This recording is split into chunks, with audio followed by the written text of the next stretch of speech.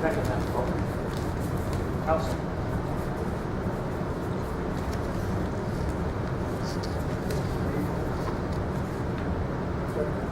Questions? Comments?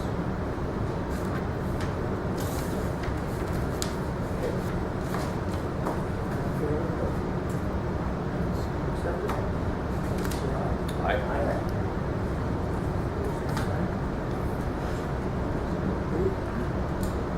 And on the amended agenda, we have programming issues. Robert presents some issues to the board here. We're going to move that up to, no, okay. Oh, we're talking about mine now? Sure. Oh, all right. I think, Instead of waiting till the end of the get into it, just to share with you, this Okay. is the email that was forwarded to me, that Dan received from Robin, wishing to be on the agenda. Share it with you. Need a copy? No, I have it at home. Okay, so is that all right with you if you would move me up? Yeah, that's fine. The whole thing. Well, I first of all, I came to this board. Theresa and I both came. She couldn't be here tonight. She just had a brand new grandbaby. Oh no, you can hear me, can't you?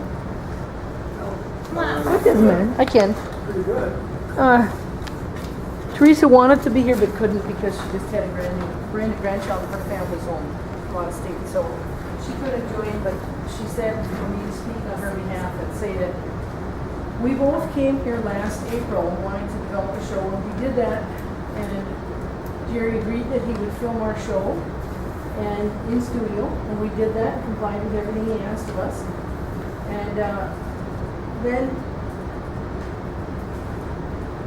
on, I believe it was 4/1 or 4/15, and I have the email here that I sent to Jerry. When I was reading my drone petition at City Council meeting, Mike Crecji, who was either a part-time employee or a contractor of Jerry's, cut the audio out when I was reading my drone petition. Now, I spoke. Was that a city council? Yes.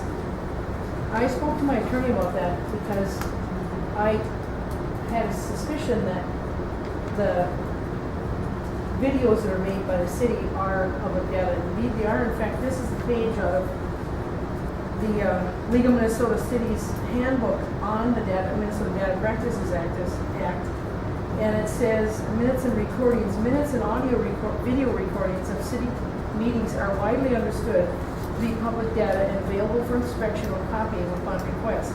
As a general rule, if a council or other official body chooses to record all the meetings as a standard practice, the recordings are public data unless their applicable law provides otherwise. And my attorney Larry Frost shared with me that it is illegal, it's a misdemeanor to tamper with or alter public data. And that's also in this act somewhere. I just couldn't get my hands on it before I left. But when the next filming after that happened, when we came into the studio, we reported on that because we report on a lot of things we find when we're at meetings and all the different stuff we attend. And so while we were filming, we shared with the public that happened. Mike Crecji cut the audio off, began coughing really loudly, and then Jeremy Hanfler and Greg Zilker were laughing and giggling and acting like seventh graders up front. And a bunch of the council members up front also started to cough loudly in an attempt to drown me out. During that same drone petition reading, Frank Gossiak overtalked me when I held the floor. I was being respectful and just reading during my petition time. And the mayor interrupted me when I was holding the floor.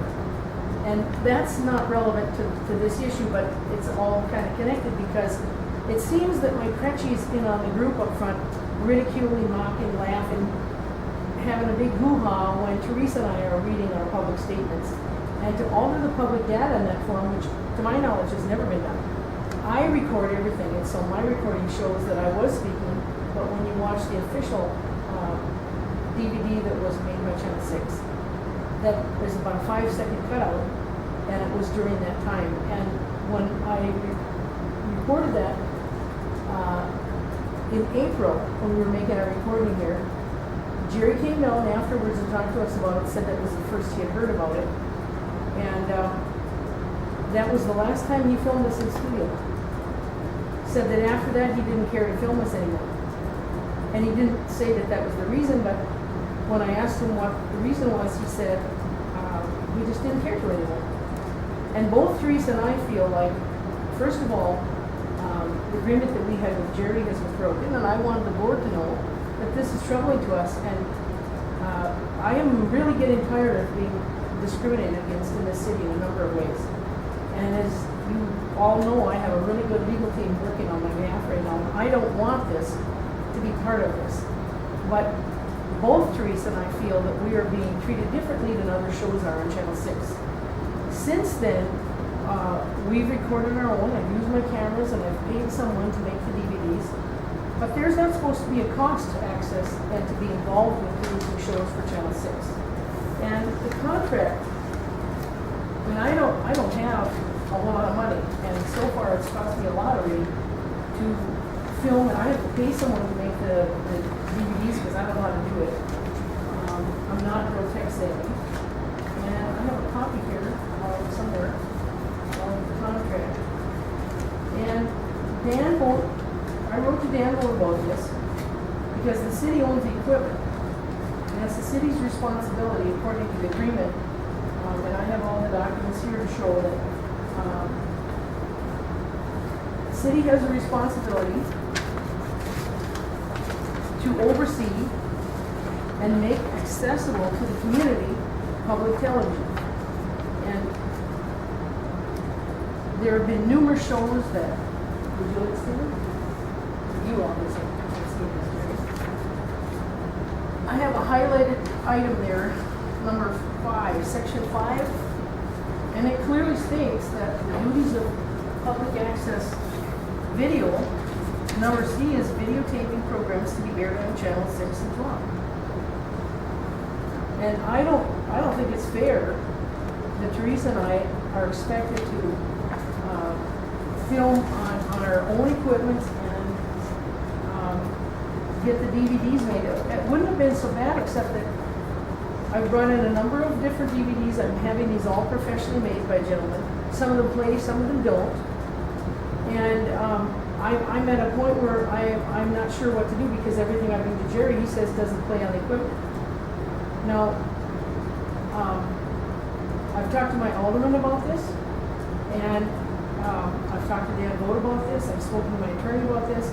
And what I would like to do is come up with some kind of an agreement that something can be worked out. Because if the DVDs that I'm going to make don't play, and I'm not getting the assistance like the churches are, I'm not a tech savvy person. And I don't know how to fix the problem. I just spent close to $100 or in excess of that in the last couple of weeks here trying to produce DVDs that would play to keep up with both the new show that I'm making, a kid program, and our Theresa and my show, Reality Players. And I've talked to Jerry about it numerous times, and he says he has no interest in filming us anymore. And I guess this is my last resort before I talk to my attorney again about this. I don't know what else to do. We offer a different point of view than any other program does. Many people watch this show. I get comments about this all the time. And so does my alderman.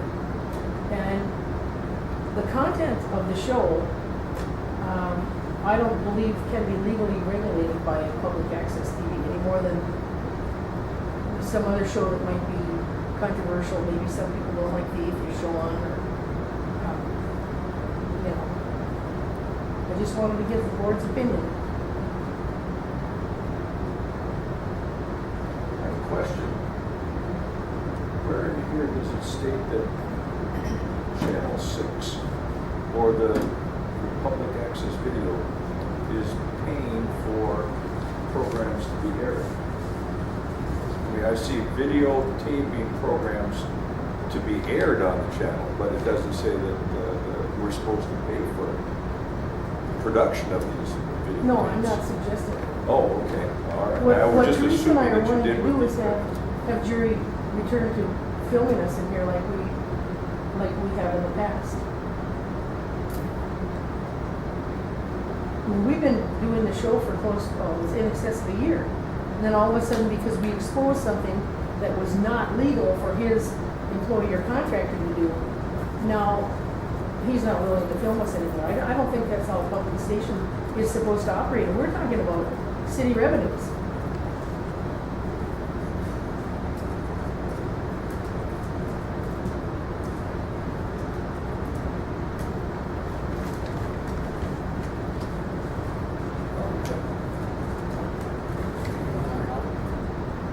Yeah, I'll let you guys talk. Just my only comment is, it's hard to believe how time flies. It's been 16 years now that I've been with things. 16 very enjoyable years. I thank the board here. I'm going to thank the city for their support for local access television. I think a lot of you know I could have retired 2 years ago. The only reason I kept working was I enjoyed local access. I believe in it, and it was fun to have a job that enjoyed going to work and get paid to do it as well. I enjoyed it. I've always enjoyed this job, except for the last 5 or 6 months. It's gotten to the point where I just don't enjoy it anymore. As you can see here now, I'm being threatened with a possible lawsuit. I'm bullied and harassed on a continual basis. You look at the email that she sent, you heard what she sent. I'm just tired of it because of my health. I mean, the stress level, I can feel that's the reason why I quit the mid-state was because of stress. I came here because I enjoyed the work. Now I'm feeling that same stress that I had when I worked at the mid-state. So, I just wanted to let the board know tonight that within the next week to 2 weeks, I'm going to be meeting with Dan, city administrator. I'm going to be giving him my letter stating that I no longer wish to continue to contract with the city of Glens Falls to insurance. According to the contract, I probably won't be able to get the letter to him in time for the next meeting, which is next Monday. But I will sure have it to him before their first meeting in September, which I think is Tuesday, September 3rd, because of Labor Day. So I think their next meeting is Tuesday, December 3rd. So at that point, they'll have my letter, and I'm assuming then they will act on that. According to the contract, I have to give them a 60-day notice, so the latest that I would discontinue my services for Glens Falls would be Tuesday, November 3rd. But I'm going to work with Dan and the city council to see if we can, it does say in the contract by mutual agreement, we can move that up. So I'm thinking maybe 30 days that I would continue to run chances, at which time I would no longer run. My feeling is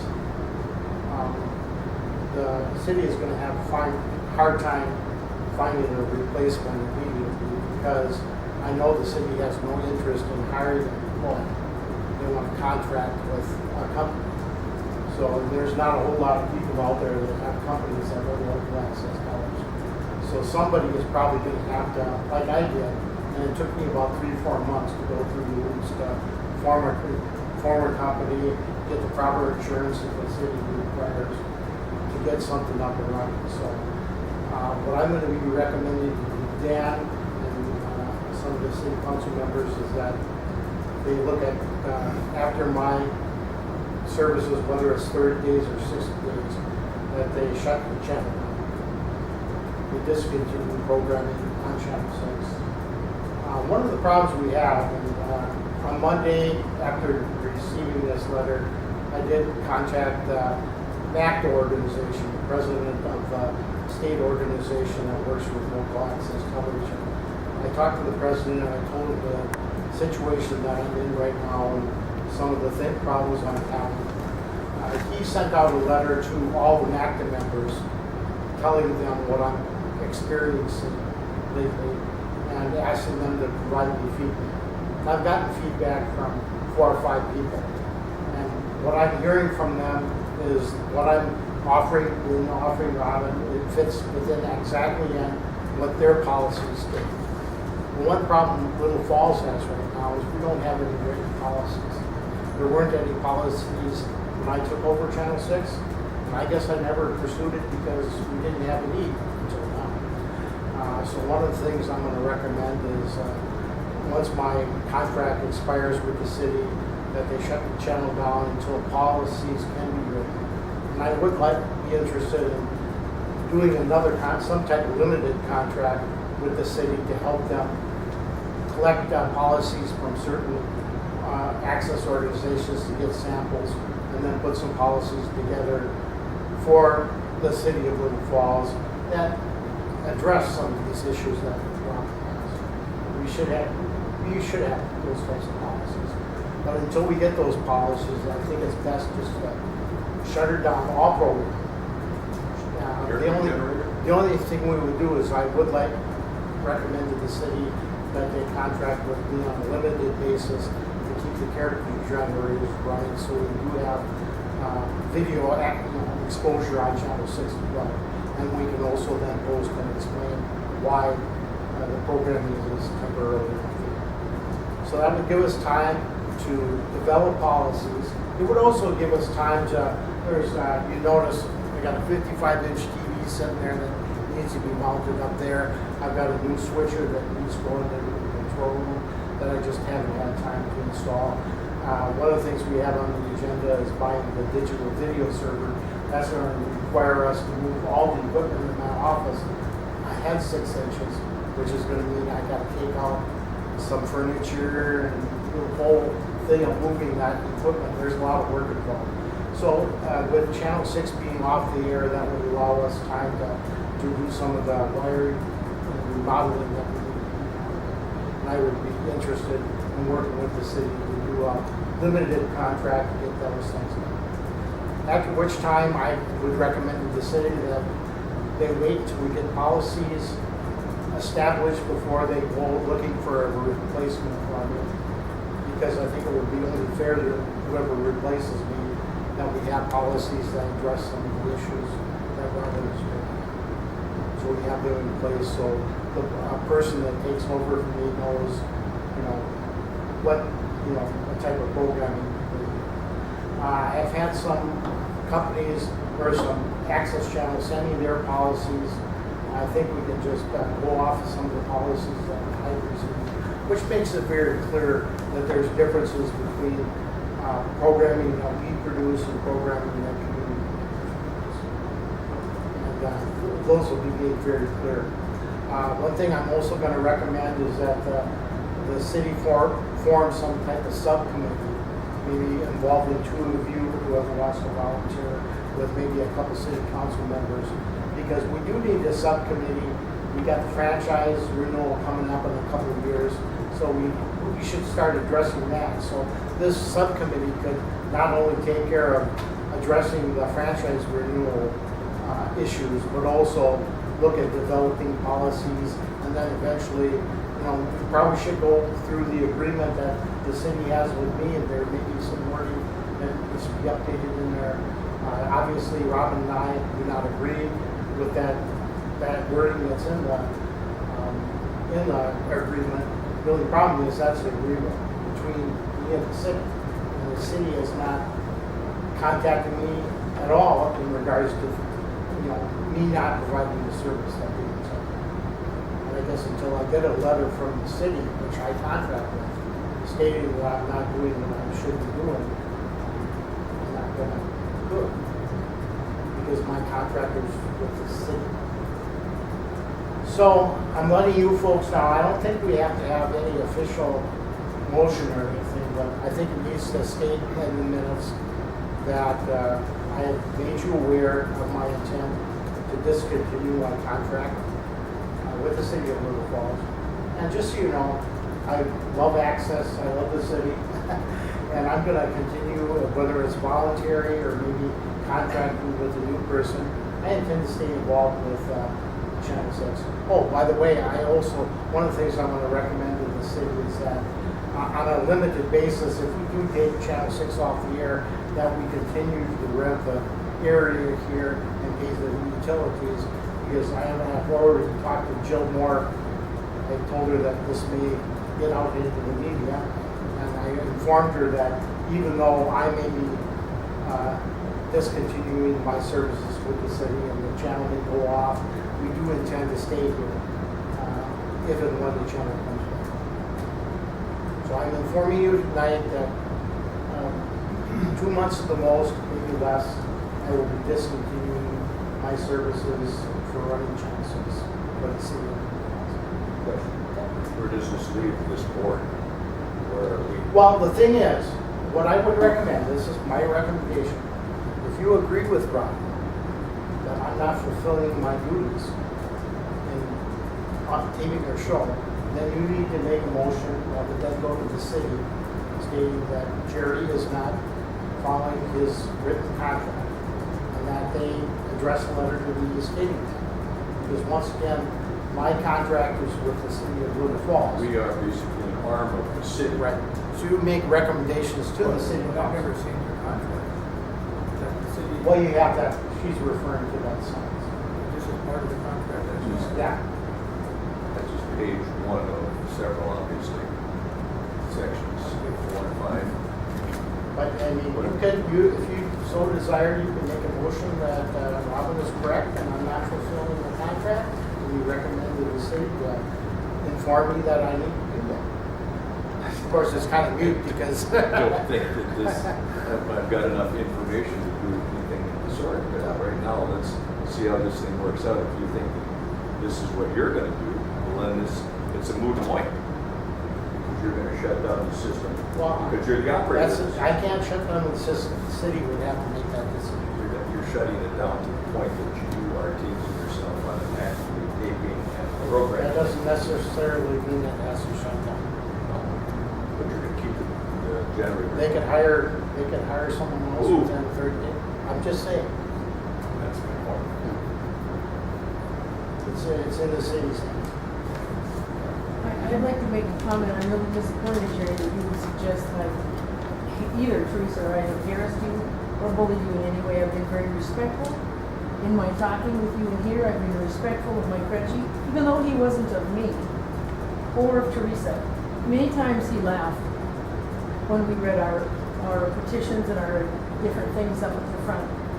And when I came to you recently and complained about the fact that however he's related to, whether it's a contractor or an employee, and I have a printout from an article that was written somewhere in Northfield stating that you have 3 employees. So I'm confused as to whether or not he was a contractor or not, but this article that was in a paper in the Northfield area said that you had 3 employees. But what I suggested to you was that I didn't think you represented Channel 6 very well. And I wasn't the only one that felt that way. And we as citizens have a right to report on what's happening in city council and give our version of, state public data, whatever we're finding. And I'm really disappointed that you would suggest in any way, shape, or form that I've ever bullied or harassed you, because that is not a true statement. You should just respect the legal action. So, I heard that. I heard you said you had a I number was of lawyers at your suggesting that disposal. Theresa and I will not be treated differently than other people who are continuing to get filmed in here, including the mayor, Camp Ripley, which is in no way connected to the city, and a whole bunch of other programs. He hasn't cut any of those off, have you? One thing I will be sharing with you are policies that I've received from other entities that explain in their policies the difference between access generated programs and community.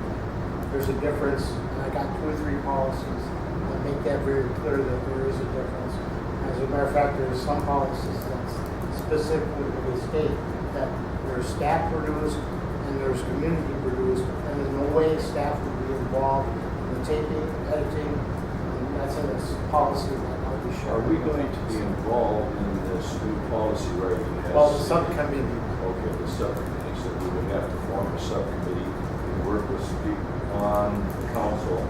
but I will be giving you samples Yeah, of okay. policies that make it very clear that there's different type of programs that go on over